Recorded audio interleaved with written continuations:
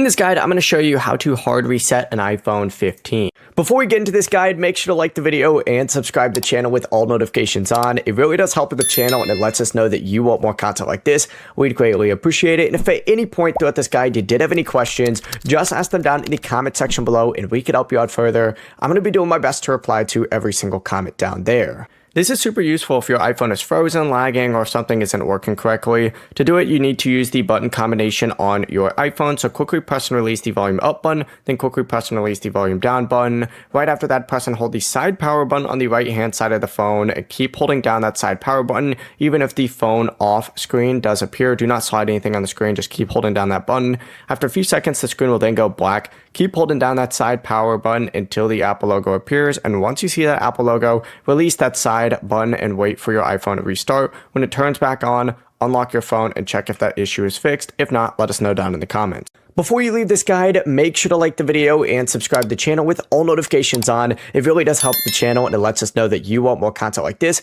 We'd greatly appreciate it. And if at any point throughout this guide you did have any questions, once again, ask them down in the comment section below and we could help you out further. I'm going to be doing my best to reply to every single comment down there. Have a great rest of your day though.